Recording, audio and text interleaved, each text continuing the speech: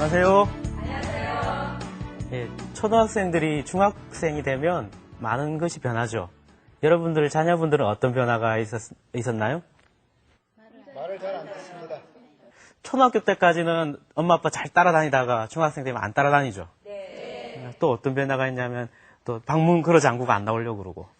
그죠? 키도 하루가 다르게 쑥쑥 자라잖아요. 그러니까 중학생이 될 무렵이 이제 애들에게는 신체적으로 많이 성장할 때고 정서적으로도 많이 불안하고 이래서 사춘기라 그러죠. 피아제 같은 사람은 그 신체적인 정서적인 변화뿐만 아니라 정신 세계에서도 그 초등학교에서 중학교로 넘어올 무렵이 크게 변한다고 그래요.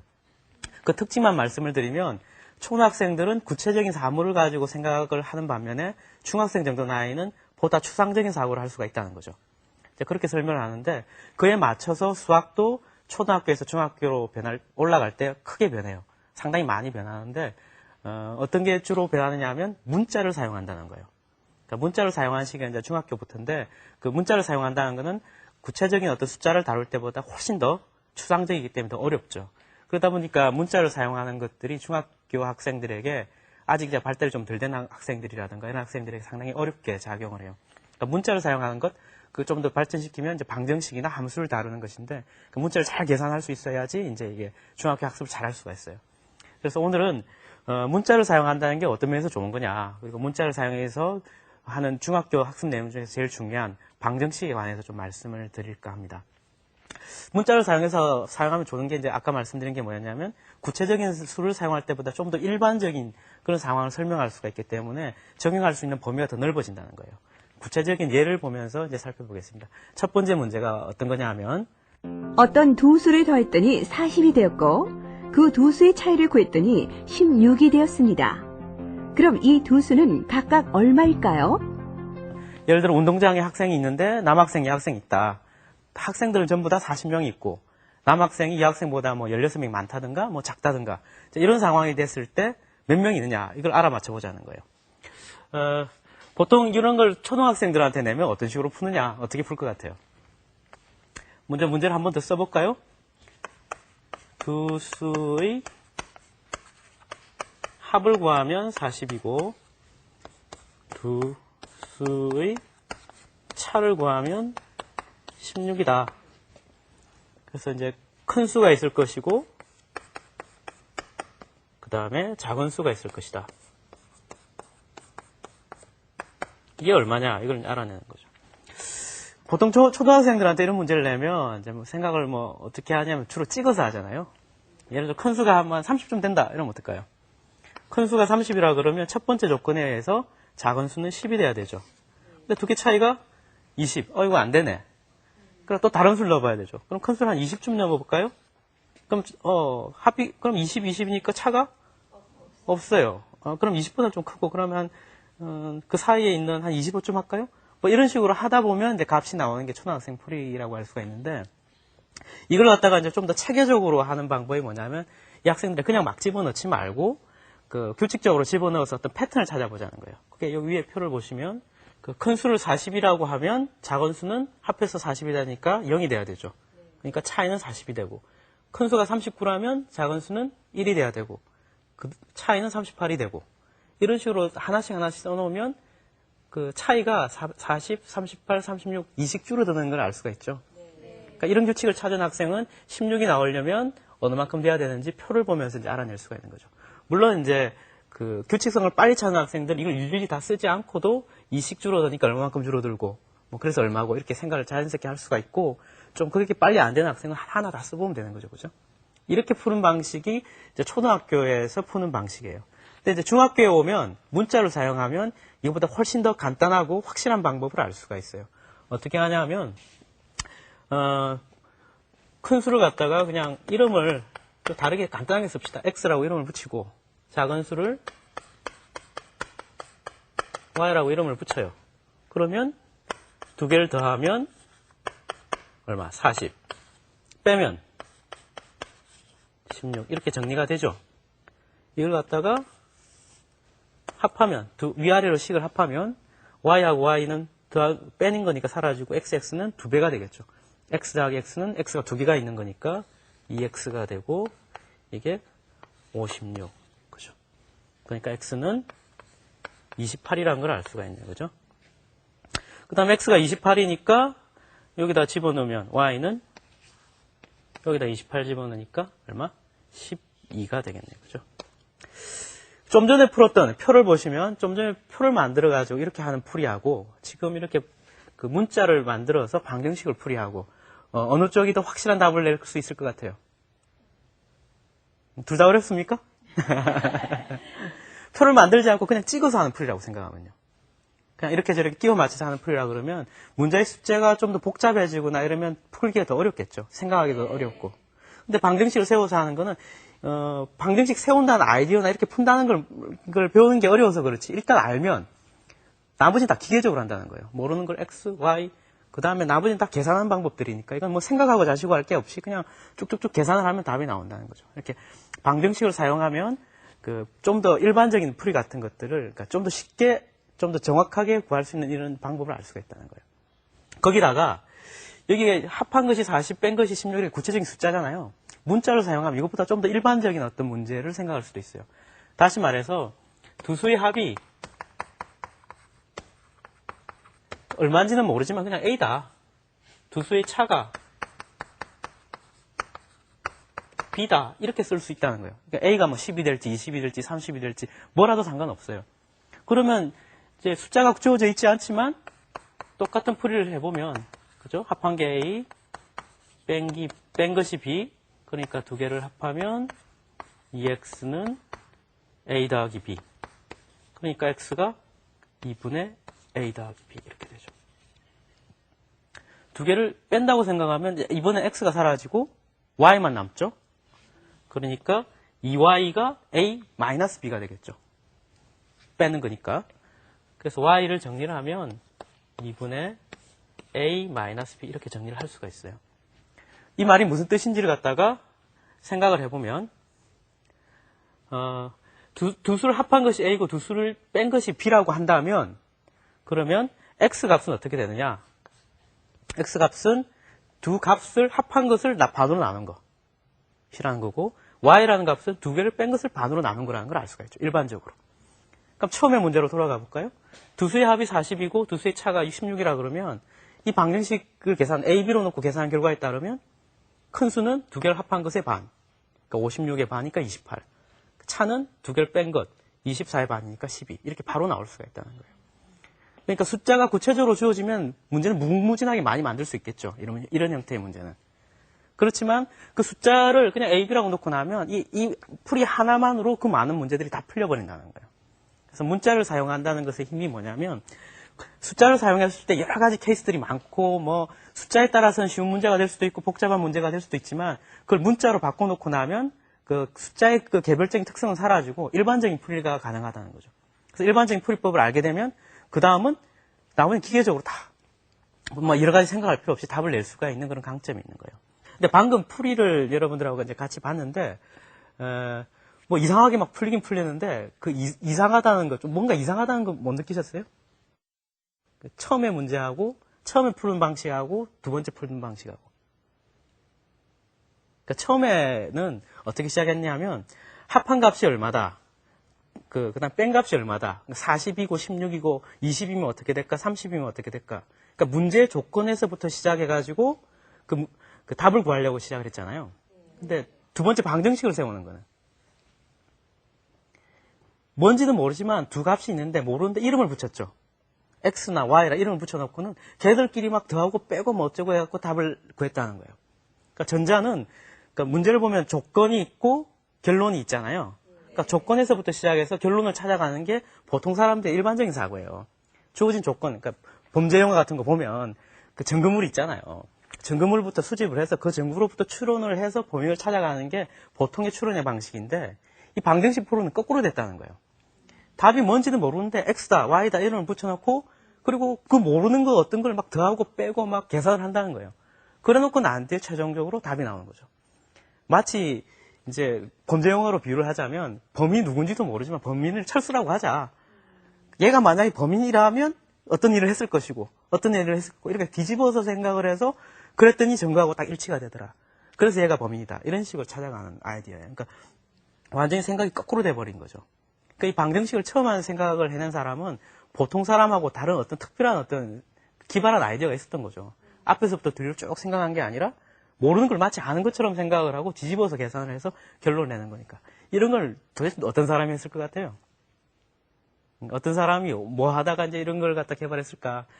데카르트라는 사람이 문어로 보면 이 방정식 이론을 잘 많이 발달시켰다 그래요. 근데 데카르트의 생각은 어떤 거였냐면, 그 철학자로 유명하죠. 데카르트. 뭐 유명한 나는 생각한다. 그러므로 존재한다. 뭐 이 사람이잖아요. 그 방법적 회의라 그래가지고 막 그러니까 내가 존재한다는 것까지 생각할 정도였으니까 얼마나 많은 고민을 했겠어요. 근데 그 사람이 이제 생각했던 게 뭐냐면, 자기가 가지고 있는 모든 문제를 갖다가 수학 문제로 바꾸어낼 수 있다면 좋겠다. 그 모든 수학 문제는 다시 대수 문제로, 문자를 이용해서 이렇게 하는 문제로 바꾸면 좋겠다. 그리고 그런 모든 문자로 된 대수들은 방정식 풀이로 해결이 될 수 있다. 방정식 풀이는 아까 보여드린 대로 모르는 것을 마치 아는 것처럼 해서 계산을 하면 결과가 나오죠. 그래서 이 사람의 데카르트의 가장 기본적인 문제의식은 뭐였냐면, 많은 철학적 문제, 우리가 살아가면서 생기는 많은 문제들을 수학 문제로 바꾸고, 그 수학 문제를 대수를 이용한 방정식으로 바꾸고, 그렇게 방정식으로 바꾼 걸 이제 계산 원리에 따라 풀고, 이렇게 해서 여러 가지 문제를 해결해 나가는 그런 아이디어를 생각을 해냈다고 그래요. 물론 좀 황당한 생각이죠. 모든 문제가 다 수학 문제로 바뀔 리도 없고, 또 모든 수학 문제가 방정식 문제로 바뀔 리도 없는데, 어쨌든 이런 아이디어를 가지고 방정식 연구를 많이 했다고 그래요. 그러다 보니까 이제 이 데카르트가 그 방정식 문제에 관해서 많은 아이디어를 주고 있는데, 한 문제 좀 더 쉬운 예를 가지고 그 방정식을 사용해서 푸는 것과 그 보통의 문제로, 그러니까 보통 그냥 일상적으로 생각하는 방식하고 차이를 갖다가 한 번 더 생각을 해보겠습니다. 뭐냐면, 여러분 초등학생들이나 중학생들 많이 푸는 문제인데요. 많이 들어보셨을 거예요. 그 강아지하고 이 닭장이 있는데, 이렇게 닭장이 이렇게 몸통 가려져가 있어가지고 머리만 셀 수가 있었더니만, 이렇게 쭉 세봤더니만 얼마쯤 할까요? 한 40쯤 할까요? 머리가 40이 있었다. 다리를 갖다가 머리를 세어보니까, 다리를 세어보니까, 강아지와 닭이 있는데 다리를 세어보니까 머리보다 훨씬 많아야 되겠죠. 얼마쯤 할까요? 한 100쯤 할까요? 다리는 100이 있었다. 그러면 강아지하고 닭이 각각 몇 마리 있느냐? 이게 이제 옛날부터 내려온 고대 수수께끼라 그래요. 근데 이걸 이제 방정식을 안 세우고 풀면 아까 했던 것처럼 일단 찍어서 생각할 수 있겠죠. 뭐 강아지가 한 10마리 있다 생각을 해보자. 그럼 다리가 40개죠. 그 다음에 닭은 10마리 있으니까 30마리 있어야 되죠. 그러면 그 닭 30마리니까 다리가 2개씩이니까 60. 딱 100 맞네요. 딱 찍어서 나와버렸는데, 하여튼 찍어서 뭐 이렇게 하다 보면 숫자에 따라서는 쉽게 풀리는 경우도 있고 쉽게 안 풀리는 경우도 있을 거 아니에요. 그 다음에 또 표 같은 걸 만들어서 일반 규칙을 하나하나 찾아서 할 수도 있죠. 근데 그렇게 푸는 방법이 이제 숫자에 따라서 이제 여러 가지 차이가 나올 수 있는데, 어떤 사람이 아주 기발한 생각을 했다고 그래요. 어떻게 풀었냐면, 여러분들은 어떤 식으로 접근할 것 같아요? 좀 기발한 풀이 같은 게 나올까요? 제가 들은 것 중에 아주 뛰어난 친구인데, 그 친구가 어떻게 풀이를 했냐면, 가만히 생각을 해보니까 강아지는 다리가 4개고, 닭은 다리가 2개니까, 그래서 안 풀리는 거 아니에요. 다리의 개수가 다르니까. 그러니까 이 친구의 아이디어는 뭐였냐면, 강아지하고 닭의 발의 개수가 같다면 쉽게 풀릴 거다. 그래서 이렇게 상상을 한 거예요. 어떻게 상상했냐면, 이제 상상을 해보십시오. 강아지하고 닭이 쫙 다 있어요. 그런데 강아지들한테 전부 다 앞다리 들어! 이렇게 명령을 내는 거죠. 그럼 강아지들이 앞다리를 다 들고 있는 거예요. 그러면 이제 상황이 어떻게 됩니까? 모두 다 발이 2개짜리가 되죠. 그러면 분명히 강아지와 닭이 40마리 있으니까 모두 다 앞발을 들고 있다고 생각하면 땅에 딛고 있는 발의 개수는 몇 개가 돼요? 80개가 되죠. 그죠? 그러면 다리가 100개가 있으니까, 그러니까 땅에 있는 발은 80개가 되고 들고 있는 발은 20개가 되죠. 그러니까 강아지의 개수가 얼마야? 10마리라는 걸 알 수 있게 되는 거죠. 그래서 상당히 재미난 아이디어죠. 이렇게 풀면 쉽게 풀리기도 하고 딱 아이디어가 좋긴 한데, 문제는 뭐냐면 이런 아이디어를 보통 사람들은 해내기 어렵다는 거예요. 그죠? 보통 사람들은 막 표 그리고 막 집어넣고 뺐다가 안 됐다가 또 하고 막 이런데 이런 아이디어를 내는 사람 아주 기발한 생각을 낼 수 있는 아이디어는 쉽게 푸는데 보통 사람은 안 된다는 거예요. 그래서 데카르트 같은 사람이 만들어낸 방법은 뭐냐면 보통 사람들도 쉽게 접근할 수 있는 항상 답을 낼 수 있는 방법을 고안해내는 거죠. 좀 처음에 배울 때 좀 어려워서 그렇지만 방정식을 세우고 푸는 거에 대해서 조금만 익숙해지면 이런 복잡한 상황이 그냥 아주 단순한 그 연습 문제로 바뀌게 된다는 거예요. 뭐냐면 또 한번 해볼까요? 그러니까 강아지하고 강아지를 x, 닭을 y라고 합시다. 그럼 x 더하기 y가 40이에요, 그죠? 그러니까 강아지를 x, 닭을 y라고 하면 그러면 강아지 다리의 수는 4개씩 있으니까 총 다리의 수는 4x가 될 거고, 그죠? 닭의 수는 다리가 2개니까 2y, y가 이제 100이 되는 거죠. 이 식을 어떻게 계산할 거냐? 이 y나 x를 없애버리고 싶잖아요. 그러니까 이 식에다가 양면 2배를 하는 거예요. 그러면 2x 더하기 2y가 80이 되는 거죠. 그럼 이 y가 같은 거니까 위아래 식을 싹 빼버리면 2y는 없어지고 2x가 20, 그러므로 x는 10 이렇게 되는 거죠. 뭐 앞발 들고 뭐 어쩌고 딛고 이런 이야기 할 필요 없이 그냥 x다 y다 탁 놓고 그 식을 세우고 나면 나머지는 방정식 계산하는 우리가 평소에 문자 계산하는 연습을 열심히 해서 학생이라고 그러면 그냥 풀면 된다는 거예요. 그러니까 방정식 풀이가 가지고 있는 강점이라는 것이 보통의 응용형 상황이라면 보통의 문제라면 그 문제 상황마다 다르고 아이디어가 어디서 나올지 모르는 그런 반면에 방정식 풀이를 한다는 건 뭐냐면 그냥 x 모르는 걸 x라고 놓고 식만 세워내기만 하면 나머지는 그냥 계산을 통해서 그냥 답이 쫙 나와버린다는 거예요. 그래서 데카르트 같은 사람은 우리같이 평범한 사람들한테 어떤 빚을 준 거죠. 아주 어려운 문제들을 그냥 방정식 풀어서 세워서 풀기만 하면 되도록 만들어줬기 때문에 이 아이디어는 그 이후로 많은 사람들에게 의해서 많은 응용 문제를 풀 때 쓰이게 되는 거죠. 그래서 그 데카르트가 만들어냈던 이 방정식 풀이 아이디어는 지금 우리나라에서도 모든 중학생들이 연습을 하는 그런 문제로 바뀌어 있는 거잖아요. 근데 한 가지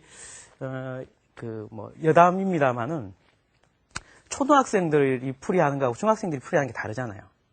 그래가지고 이제 초등학생들 중에서 좀 잘하는 학생들한테 중학교식 방법을 가르쳐주는 그런 경우들이 있어요. 그러면 그 어려운 문제 상황도 x, y 놓고 막 풀고 계산하면 답이 나오잖아요. 그래서 초등학생들도 그 연습만 좀 하면 풀 수 있어요, 사실. 웬만한 학생들 할 수가 있는데 그렇게 하면 뭐가 문제냐면 아까 보여드렸던 그런 기발한 아이디어 있죠. 왜?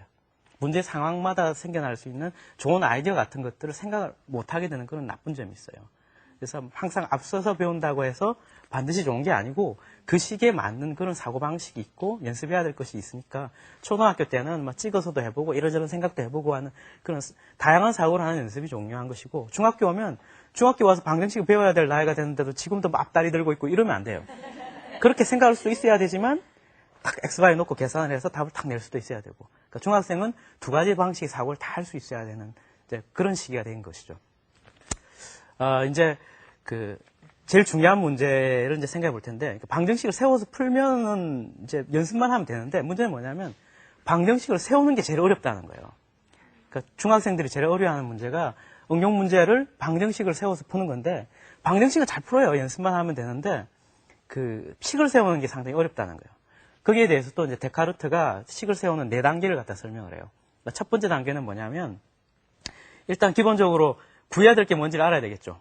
미지의 것이 무엇인지 알아야 될 것이고 그래서 구해야 될 거, 그 다음에 조건이 뭐 이런 것들은 알아야 되고 두 번째 단계가 뭐냐면 주어진 자료를 처음에 우리가 x든 y든 t든 이렇게 미지수로 잡은 걸로 표현을 하고 자료를 갖다 한눈으로 쫙 정리를 할 수 있어야 돼요. 그 다음에 이제 문제가 뭐냐면 식을 세우는 거거든요. 식을 세우는데 이제 아이디어가 뭐냐면 좀 이따 구체적인 예를 보면서 말씀드리겠지만 하나의 양을 두 가지 방식으로 표현할 수 있다면 식이 나올 수가 있어요. 그래서 이제 식만 세워주면 나머지는 계산하면 되니까. 그래서 오늘은 중학생들이 어려워하는 조금 어려운 문제예요. 어려운 문제를 여러분들하고 이제 같이 살펴보도록 하겠습니다. 문제가 뭐냐면요. 강물을 따라 내려가면 시속 20km이고 강물을 거슬러 올라가면 15km가 되는 배가 있습니다. A에서 B까지 강물을 따라 올라가면 내려가는 것보다 5시간 더 걸린다고 할 때 A와 B 사이의 거리는 얼마일까요? 문제 이해되시나요? 어떤 문제냐? 이렇게 강이 있다는 거예요. 강이, 물이 이제 이렇게 흘러내려가는 모양이죠.